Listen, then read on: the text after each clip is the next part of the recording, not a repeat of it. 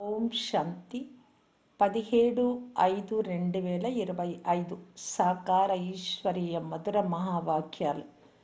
మధురమైన పిల్లలారా, నేను పుష్పము వలె అయ్యానా?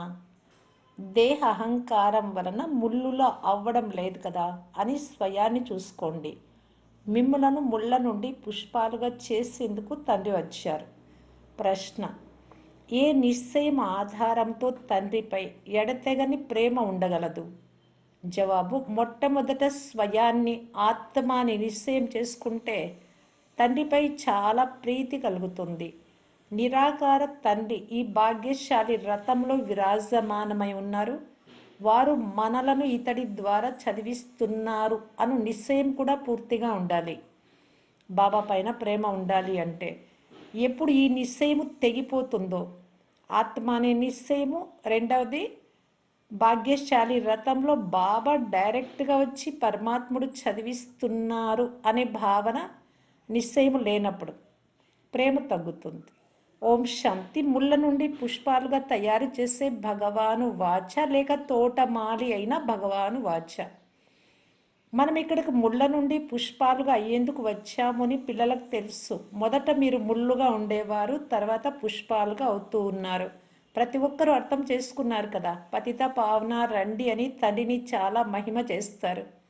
తండ్రి నావికుడు, తోటమాలి, పాపకటేశ్వరుడు చాలా పేర్లతో పిలుస్తారు. కానీ అన్ని స్థానాలలో చిత్రమేమో ఒక్కటిగానే ఉంది శివలింగం రూపంలో. జ్ఞానసాగరుడు, సుఖసాగరుడు అని వారి మహిమను కూడా గానం చేస్తారు. అలాంటి తండ్రి వద్ద కూర్చొని ఉన్నాము అని ఇప్పుడు మీకు తెలుసు. విశ్వమంతా ఏ పేర్లతో పిలుస్తూ ఉందో, ఎంత మహిమ చేస్తూ ఉన్నారో ఆ తండ్రి దగ్గర కూర్చొని వింటున్నాము, పాలన చేస్తున్నారు అని. ముళ్ళ రూపీ మనుషుల నుండి ఇప్పుడు మనం పుష్పాల రూపీ దేవతలుగా ఎందుకు వచ్చాము? ఇదే ముఖ్యమైన ఉద్దేశం. మాలో దైవీ గుణాలు ఉన్నాయా? నేను సర్వ గుణాలతో సంపన్నంగా అయ్యానా అని ఇప్పుడు ప్రతి ఒక్కరూ తమ మనస్సులో చూసుకోవాలి. ఇంతకుముందు దేవతల మహిమను గానం చేసేవారు, స్వయాన్ని ముళ్ళుగా భావించేవారు. నిర్గుణులమైనటువంటి మాలో ఏ గుణాలు లేవు అని అనేవారు. ఎందుకంటే 5 వికారాలు ఉన్నాయి. దేహ అభిమానం కూడా చాలా కఠినమైన అభిమానం. స్వయాన్ని ఆత్మగా భావిస్తే తండ్రి పైన కూడా చాలా ప్రేమ కలుగుతుంది. నిరాకార తండ్రి ఈ రథంలో విరాజమానమై ఉన్నారు అని ఇప్పుడు మీకు తెలుసు. ఈ నిశ్చయంలో ఉంటూ ఉంటూ మళ్ళీ నిశ్చయం తెగిపోతుంది. మేము శివబాబా వద్దకు వచ్చాము. వారు ఈ భగీరథుడైనటువంటి ప్రజాపిత బ్రహ్మ తనువులో ఉన్నారు. ఆత్మలైన మనందరి తండ్రి ఒక్క శివబాబాయే. వారు ఈ రథంలో విరాజమానమై ఉన్నారు అని కూడా మీరు చెప్తారు. ఇందులో పూర్తి పక్క నిశ్చయం ఉండాలి. ఇందులోనే మాయ సంశయంలోకి తీసుకొస్తుంది. నిర్గుణలమైన మాలో ఏ గుణాలు లేవు అని అనేవారు. ఎందుకంటే 5 వికారాలు ఉన్నాయి. దేహ అభిమానం కూడా చాలా కఠినమైన అభిమానం. స్వయాన్ని ఆత్మగా భావిస్తే తండ్రి పైన కూడా చాలా ప్రేమ కలుగుతుంది. నిరాకార తండ్రి ఈ రథంలో విరాజమానమై ఉన్నారు అని ఇప్పుడు మీకు తెలుసు. ఈ నిశ్చయంలో ఉంటూ ఉంటూ మళ్ళీ నిశ్చయం తెగిపోతుంది. మేము శివబాబా వద్దకు వచ్చాము. వారు ఈ భగీరథుడైన ప్రజాపిత బ్రహ్మ తనువులో ఉన్నారు. ఆత్మలైన మనందరి తండ్రి ఒక్క శివబాబాయే. వారు ఈ రథములో విరాజమానమై ఉన్నారు అని కూడా మీరు చెప్తారు. ఇందులో పూర్తి పక్కా నిశ్చయం ఉండాలి. ఇందులోనే మాయ సంశయంలోకి తీసుకొస్తుంది. కన్య పతితో వివాహమైనప్పుడు అతనితో నాకు చాలా సుఖం లభిస్తుంది అని అనుకుంటుంది. కానీ ఏం సుఖం లభిస్తుంది? వెళ్ళిన వెంటనే అపవిత్రం అవుతుంది. కుమారిగా ఉన్నప్పుడు తల్లి, తండ్రి మొదలైన వారందరూ కన్య ముందు తల వంచేవారు. ఎందుకంటే పవిత్రంగా ఉంది కనుక. అపవిత్రమైన వెంటనే అందరి ముందు తల వంచడం ప్రారంభిస్తుంది. నేడు అందరూ ఆమెకు తల వంచుతారు. రేపు స్వయం ఆమె అందరి ముందు తల వంచుతుంది. ఇప్పుడు మీరు సంగమ యుగంలో పురుషోత్తములుగా అవుతున్నారు. రేపు ఎక్కడ ఉంటారు? నేడు ఈ ఇల్లు పరివారాలు అన్నీ ఎలా ఉంటాయి? ఎంత మలినమై ఉన్నాయి. దీనిని వేశ్యాలయం అని అంటారు. అందరూ విషము ద్వారా జన్మ తీసుకుంటారు. మీరు కూడా శివాలయంలో ఉండేవారు. నేటికి 5,000 సంవత్సరాల క్రితం చాలా సుఖంగా ఉండేవారు. అక్కడ దుఃఖం యొక్క నామరూపాలే ఉండేవి కావు. ఇప్పుడు మళ్ళీ అలా తయారయ్యేందుకు వచ్చారు. మనుషులకు శివాలయం గురించి తెలియనే తెలియదు. స్వర్గాన్ని శివాలయం అని అంటారు. శివబాబా స్వర్గాన్ని స్థాపన చేశారు. తండ్రి అని అందరూ అంటారు, కానీ తండ్రి ఎక్కడున్నారు అని అడిగితే తండ్రి సర్వవ్యాపి కుక్క పిల్లి తాబేలు చేపలలో ఉన్నారని అంటారు. ఎంత వ్యత్యాసం ఉంది. తండ్రి చెప్తారు మీరు పురుషోత్తములుగా ఉండేవారు. మళ్ళీ 84 జన్మలు అనుభవించి మీరు ఎలా అయ్యారు? నరకవాసులుగా అయ్యారు. కనుక ఓ పతిత పావన రండి అని అందరూ పాడుతూ ఉన్నారు. ఇప్పుడు తండ్రి పావనంగా చేయటానికి వచ్చారు. వారు చెప్తున్నారు ఈ అంతిమ జన్మలో విషాన్ని త్రాగడం అంటే కామ వికారాన్ని వదిలేయండి. అయినా అర్థం చేసుకోరు. తండ్రి ఇప్పుడు ఆత్మలందరికీ పవిత్రులు అవ్వండి అని చెప్తున్నారు. అందరూ వారిని తండ్రి అని పిలుస్తారు. మొట్టమొదట ఆత్మకు ఆ తండ్రి గుర్తు వస్తారు. తర్వాత ఈ బాబా బ్రహ్మ బాబా గుర్తుకొస్తారు. నిరాకారంలో ఆ బాబా, సాకారంలో బ్రహ్మ బాబా ఉన్నారు. సుప్రీం ఆత్మ ఈ పతిత ఆత్మలకు అర్థం చేయిస్తూ ఉన్నారు. మీరు కూడా మొదట పవిత్రంగా ఉండేవారు, తండ్రి జతలో పరంధామంలో ఉండేవారు. తర్వాత ఇక్కడకు పాత్రను అభినయించటానికి వచ్చారు. ఈ చక్రాన్ని బాగా అర్థం చేసుకోండి. ఇప్పుడు మనం సత్యుగానికి క్రొత్త ప్రపంచానికి వెళ్ళబోతున్నాం. స్వర్గానికి వెళ్ళాలి అని మీకు కూడా ఆశ ఉంది కదా. కృష్ణుడి వంటి పుత్రుడు లభించాలి అని అనేవారు. ఇప్పుడు నేను మిమ్మలను అలా తయారు చేసేందుకే వచ్చాను. అక్కడ స్వర్గంలో పిల్లలు కృష్ణుల్లాగా ఉంటారు. సతో ప్రధాన పుష్పాలు కదా. ఇప్పుడు మీరు కృష్ణపురానికి వెళ్తున్నారు. స్వర్గానికి అధికారులుగా అవుతారు. నేను పుష్పాన్ని అయ్యానా?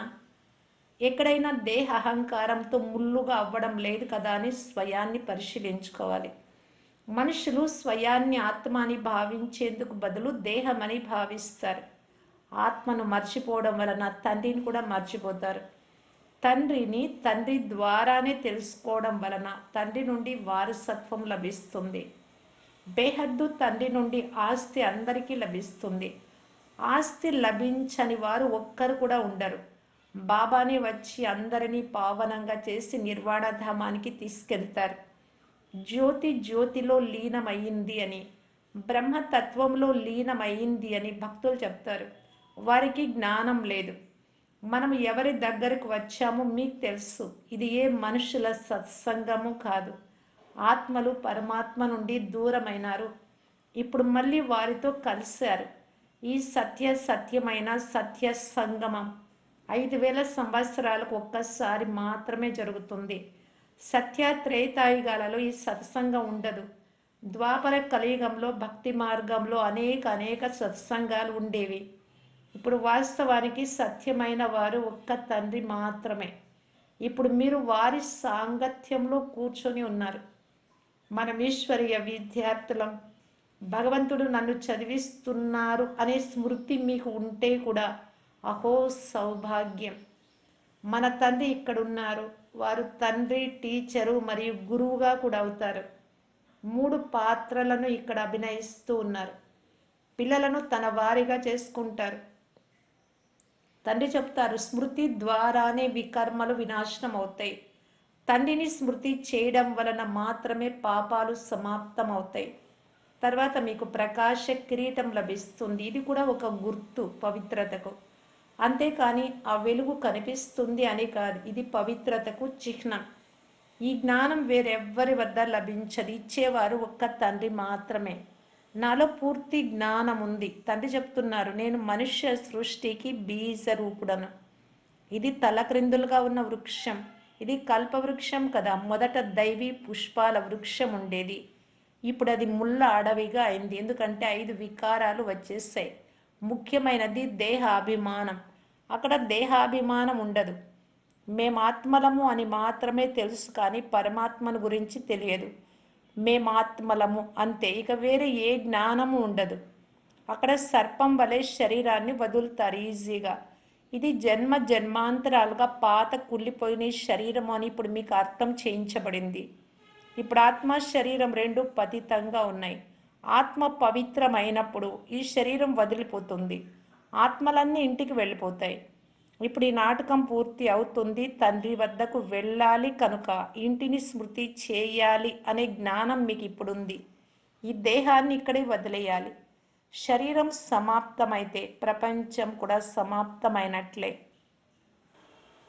క్రొత్త ఇంటిలోకి వెళ్తే క్రొత్త సంబంధాలు ఏర్పడతాయి.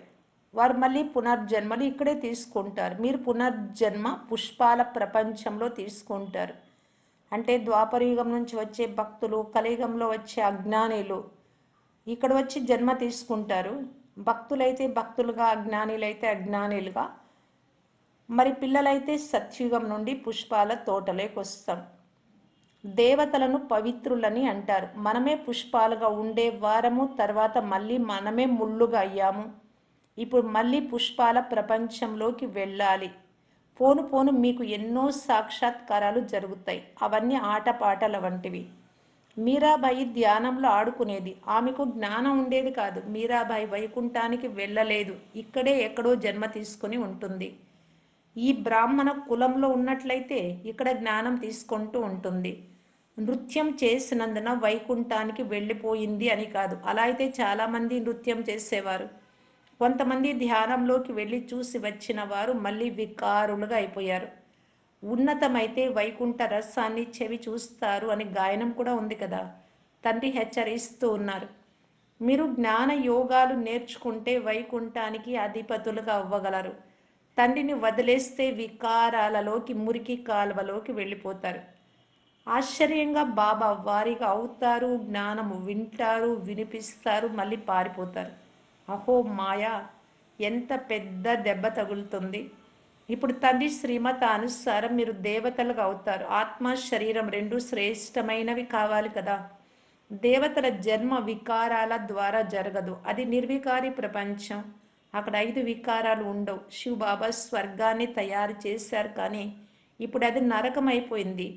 మీరు స్వర్గవాసులుగా కావటానికి వచ్చారు. ఎవరైతే బాగా చదువుకుంటారో వారే స్వర్గంలోకి వస్తారు. మీరు మళ్ళీ చదువుకుంటూ ఉన్నారు. అలా కల్పము చదువుకుంటారు. ఈ చక్రం తిరుగుతూనే ఉంటుంది. ఇది తయారైన డ్రామా. దీని నుండి ఎవ్వరూ తప్పించుకోలేరు. ఏమేమి చూస్తున్నారో అవన్నీ మళ్ళీ చూస్తారు. ఇప్పుడు దోమ ఎగిరింది అనుకోండి, కల్పం తర్వాత కూడా ఎగురుతుంది. దీనిని అర్థం చేసుకునేందుకు చాలా మంచి బుద్ధి కావాలి. షూటింగ్ ఇలా జరుగుతూనే ఉంటుంది. ఇది కర్మక్షేత్రం. పాత్రను అభినయించేందుకు పరంధామం నుండి ఇక్కడికి వచ్చారు. ఇప్పుడు చదువులో కొందరు చాలా చురుకైన వారిగా అవుతారు. కొందరు ఇంకా చదువుతున్నారు. కొందరు చదువుతూ చదువుతూ పాత వారి కంటే తీక్షణంగా ముందుకు వెళ్తారు. జ్ఞాన సాగరులైతే అందరినీ చదివిస్తూ ఉంటారు ఒకే విధంగా. తండ్రి వారిగా అయితే విశ్వ వారసత్వం మీద అవుతుంది. అయితే అందుకు పతితమైన మీ ఆత్మను తప్పకుండా పావనంగా చేసుకోవాలి. దానికి అతి సహజమైన పద్ధతి బేహద్దు తండ్రిని స్మృతి చేస్తూ ఉండండి. అప్పుడు మీరు ఇలా దేవతలుగా అవుతారు. పిల్లలైన మీకు ఈ పాత ప్రపంచంపై వైరాగ్యం కలగాలి. మిగిలినవి ముక్తిధామము, జీవన్ముక్తిధామం. ఒక్క బాబాను తప్ప మిగిలిన వారి ఎవ్వరిని మీరు స్మృతి చేయరాదు. అమృత వేళ లేచి మేము అశరీరీలుగా వచ్చాము పరంధామం నుండి, మళ్ళీ అశరీరీలుగా వెళ్ళాలి అని అభ్యాసం చేయండి. మళ్ళీ ఏ దేహదారులనైనా ఎందుకు స్మృతి చేయాలి? అమృత వేళ లేచి స్వయంతో ఇలా మాట్లాడుకోవాలి. ఉదయాన్ని అమృత వేళ అని అంటారు. జ్ఞాన సాగరుని వద్ద జ్ఞానామృతం ఉంది. ఉదయం చాలా మంచిది అని జ్ఞానసాగరుడైన తండ్రి చెప్తున్నారు. ఉదయమే లేచి చాలా ప్రేమతో బాబా, మీరు 5,000 సంవత్సరాల తర్వాత మళ్ళీ లభించారు అని తండ్రిని స్మృతి చేయండి. ఇప్పుడు తండ్రి చెప్తున్నారు, నన్ను స్మృతి చేస్తే పాపాలు సమాప్తమవుతాయి. శ్రీమతమును అనుసరించాలి. తప్పకుండా సతో ప్రధానంగా అవ్వాలి. తండ్రిని స్మృతి చేయడం అలవాటైతే ఖుషీగా కూర్చొని వింటారు. దేహ భావన సమాప్తమవుతూ ఉంటుంది. తర్వాత దేహ భావన ఉండదు. చాలా సంతోషం ఉంటుంది. మీరు పవిత్రంగా ఉన్నప్పుడు ఖుషీగా ఉండేవారు.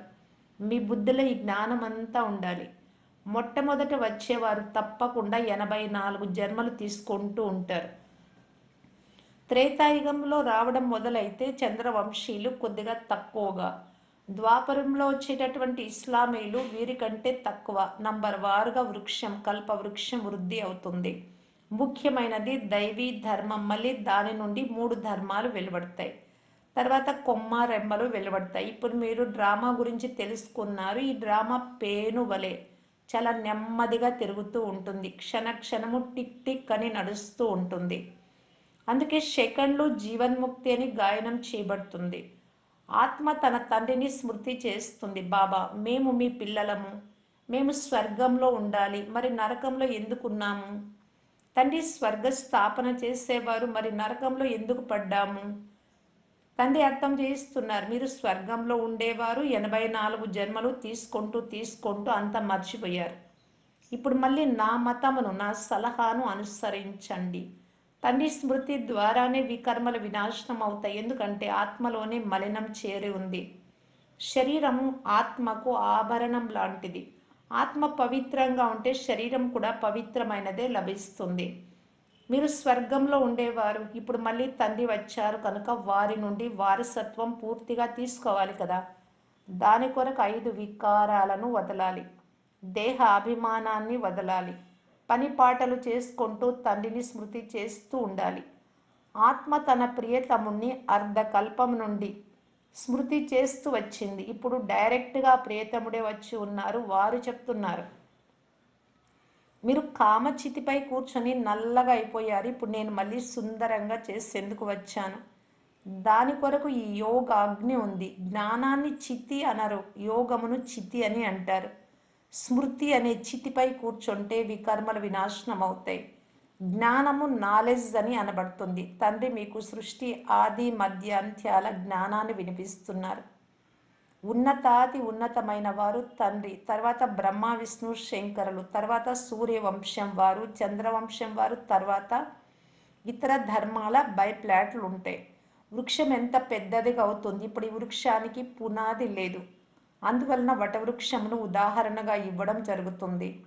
దేవీ దేవత ధర్మం ప్రాయలోపమైంది. ధర్మ భ్రష్టులుగా కర్మ భ్రష్టులుగా అయిపోయారు. ఇప్పుడు పిల్లలైన మీరు శ్రేష్ఠులుగా అయ్యేందుకు శ్రేష్ఠ కర్మలు చేస్తారు. మీ దృష్టిని సివిల్గా అనగా పవిత్రంగా చేసుకుంటూ ఉన్నారు. మీరిప్పుడు భ్రష్ట కర్మలు చెయ్యరాదు, ఎలాంటి కుదృష్టి ఉండరాదు.